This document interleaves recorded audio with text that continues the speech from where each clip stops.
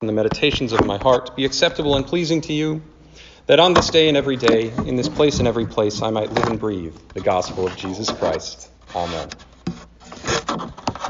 Well, good morning again, everyone. So we're on the third and final week of our preview of the General Conference in St. Louis. Next week, I'm going to be down there attending the conference. Rod will be preaching for me next week, so you'll have a little break from my sermons. Oh, pardon me. There we go. So, Rod will be preaching next week, and I'll be returning the week after that to give you an update on the events, and that will probably guide our conversations going forward. I do want to thank those of you who have reached out to me this week with your questions and your concerns. I stand by everything that I have said regarding the spiritual maturity of this congregation, and I really admire, and I always have, our ability to work through challenging subjects together as a church. So these last 3 weeks, today we're going to go through the third of the three proposals. Last week we went through two of them, the Traditionalist Plan and the Connectional Conferences Plan. The original plan was to do each of those in separate weeks, giving them equal weight, but we opted not to do that because the Boy Scouts were here the first week, so we did two last week, and we're doing the third one this week. Others have been curious about the voting process at the conference. I will not have a vote at the conference. I am registered as a guest, and I will be there observing. The votes will belong to previously elected delegates from jurisdictional conferences, which is the next level down. Those are mostly bishops and ordained clergy, and perhaps a few select lay leaders from around the church. The three proposals are not going to be voted on all at once. They will be narrowed down to one final proposal that could have a number of amendments or addendums on it, and that proposal will face a straight up or down vote at the end. If there are other questions, I'll remind you all of this again later. You can look at the proposals and the process on the Michigan Conference website, which has a special page for the General Conference. So there's a wide variety of perspectives on this throughout the United Methodist Church. Even among ourselves, there is a variety of perspectives on matters of biblical scripture, church doctrine, sin and forgiveness, and the Book of Discipline as it relates to the treatment of LGBTQ individuals in our denomination. I've heard several of those perspectives this week, and again, I welcome any who wish to speak about this matter further in the coming days. This is not an easy thing to work through, so I appreciate your willingness to do so, even though we may not all agree, even with those sitting next to us in the pews. But it's one of many discussions the church has to work through as it adapts to a more modern context, a context that is challenging, that is global, that is diverse, and that calls upon us to summon our deepest resources of faith, so that whatever we do, we are always bearing in mind the gospel of Christ and working on its behalf to make disciples in his name for the transformation of the world. So today we are going to look at the one church plan. We'll dive into the third proposal. We'll take a minute or two at the end to reflect on some of its implications. So we have chosen to share these in worship. Among the concerns we heard this week was a concern that perhaps worship was not the best context to share this information. I do hear that concern. I understand it's a little unorthodox, but we do want as many members as possible to have access to this and to be informed about it. So I thank you all for bearing with me as we go through these in worship. The One Church Plan gives churches the room they need to maximize the presence of a United Methodist witness in as many places in the world as possible. Changes to adaptable paragraphs in the Book of Discipline apply only to jurisdictional conferences in the United States. Central conferences, these are ones outside the United States, have the authority to retain present language regarding chargeable offenses of clergy and questions of ordination related to homosexuality found in the Book of Discipline, or they may adopt wording in these paragraphs that serves their missional contexts. The Book of Discipline has some proposed updates in this plan. They are fairly specific. We're not going to go through all of them today. Suffice it to say that the Book of Discipline language has been updated, and I'll share how that's been updated in a little bit. So a brief summary of the plan. Apologies again to anyone who has trouble reading it. I'm taking you through this as well. The One Church plan provides a generous unity that gives conferences, churches, and pastors the flexibility to uniquely reach their missional context without disbanding the connectional nature of the United Methodist Church. In this plan, no annual conferences, bishops, congregations, or pastors are compelled to act contrary to their convictions. The plan maintains the leadership structure of the UMC, including the Council of Bishops, the General Conference, and the annual conferences as one body and one church. It offers greater freedom to many who desire change, but do not want to violate the Book of Discipline. Voting is kept to a minimum except where helpful. There is no mandate that requires local churches, conferences, or pastors to participate in a vote that divides, segments, or separates. The United Methodist Church remains in connection, upholding unity of mission without uniformity of practice. The plan grants space for traditionalists to continue to offer ministry as they have, space for progressives to exercise freely a more complete ministry with LGBTQ persons, and space for all United Methodists to continue to coexist without disrupting their ministries. Additionally, this plan creates space for annual conferences in various parts of the world to practice ministry according to their national or regional contexts with the connectional autonomy of the adaptable portions of the Book of Discipline.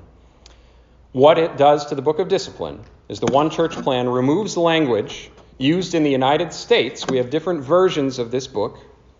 It removes the language that restricts pastors and churches from conducting same-sex weddings and annual conferences from ordaining self-avowed practicing homosexual persons.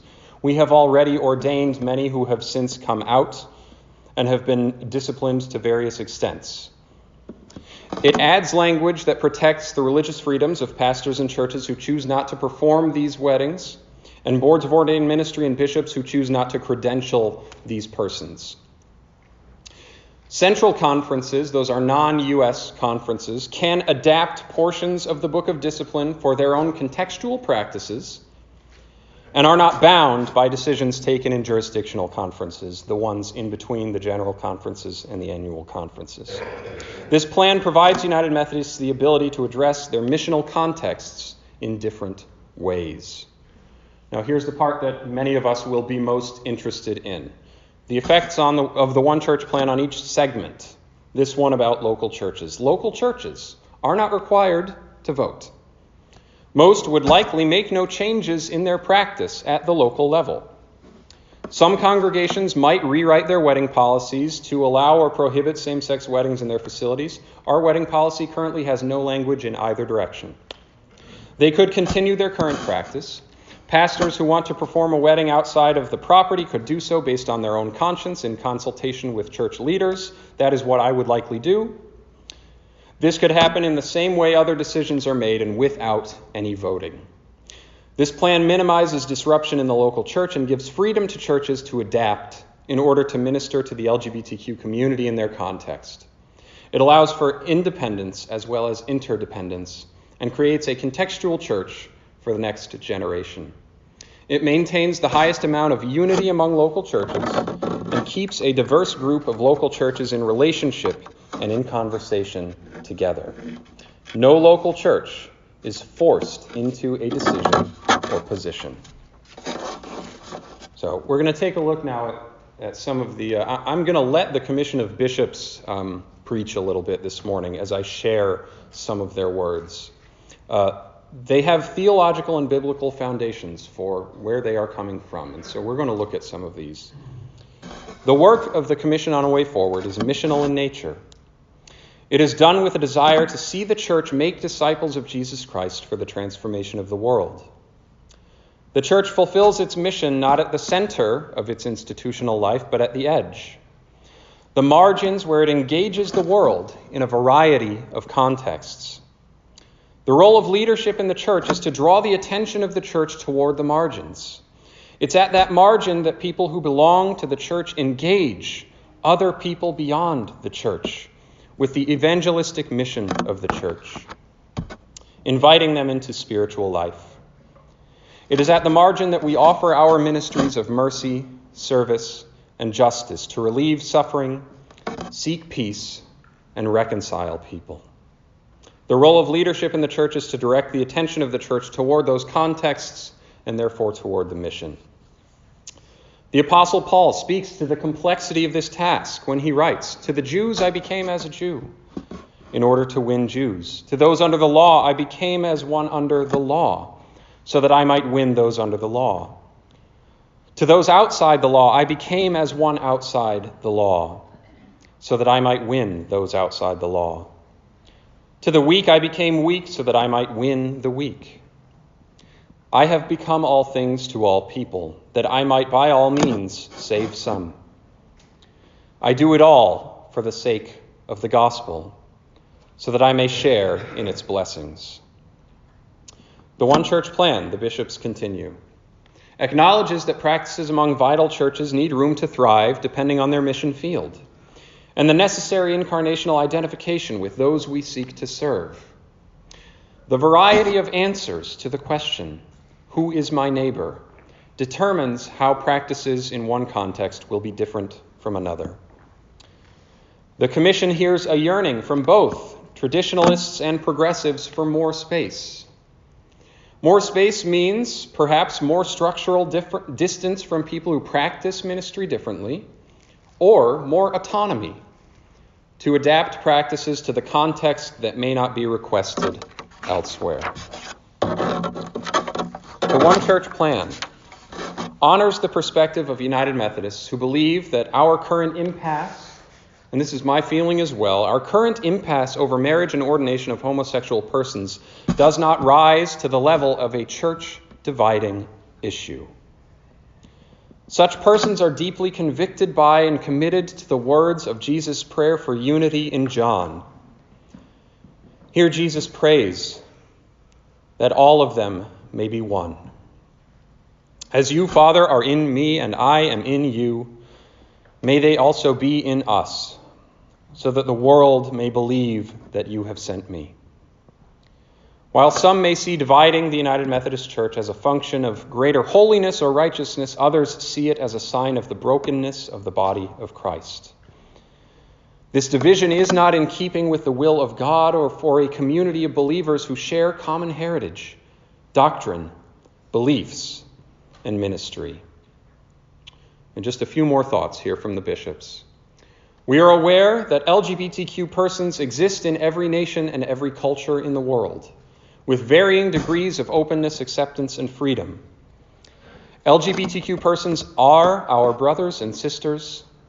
They are parents, grandparents, aunts, uncles, neighbors, and friends.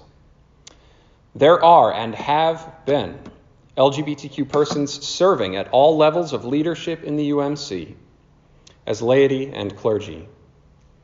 Currently, they suffer as they are unable to live into God's calling on their lives to ordination or to lay leadership. And the final slide, the UMC social principles state that all people are persons of sacred worth. This calls us to honor the human dignity of all persons, and we believe that it is the calling of the church to be about the eradication of all forms of suffering. It is our sacred obligation to work to end suffering everywhere, that all might be free. We do this in order to live into our calling to be at the hands and feet of Christ in the world. The common desire to be both minister to those who suffer and eliminate injustice is a meeting point of community for the United Methodist Church. As we resolve these issues, our witness can be magnified in places of ministry where we experience shared determination to end suffering, which is informed and enriched through the viewpoints and knowledge of our various cultures. So that's all we're going to share for today from this plan. Again, if you would like to look at these in more detail, you can find them online. You can find further theological foundations for each of the plans that we have looked at today We've shared this one today, and I've shared many of the theological foundations of the Commission of Bishops because many of these are resonant with my feelings on the matter. I'm aware this is a lot of information. So check up on the website if you need to. You can also check our Facebook page in the coming days for updates about this. As your pastor, I do feel it's my job to share with you that I am in favor of the one church plan. I understand that we have different perspectives and that others might gravitate more toward the traditionalist plan or toward the connectional conference plan. I trust the judgment of the bishops and I trust the recommendation of the commission. Perhaps I should remain impartial on this, but I do feel that I should offer some perspective of my own. It would be messy and somewhat complicated, this one church plan, but I feel it is a step in the right direction when it comes to incorporating our LGBTQ brothers and sisters more fully into the church and in ending the pain that it has caused to them. For many of whom, this is their home church. This is the church they were raised in. They didn't just show up. I want to thank all of you again who have come to me to speak to me about this. I will be in my office up until Friday of this week, should any of you wish to discuss this more. And I apologize that we have started going through this in our worship service. If we have a further discussion about this down the road, we won't do it on Sunday mornings. We'll have it in a separate context. But I maintain that our church should come out of this difficult process stronger than it was, so long as we remain connected and centered in the grace of God and the love of Christ. Those are the most important things. Not all of this stuff in the PowerPoint here. It's the gospel of Christ. It's the love of God. And it's that gospel that unites us. So, I look forward to seeing you all again in a couple weeks. I pray that this conversation informs a more vital and a more productive ministry in the future so that we can all thrive together. Thanks be to God, and amen.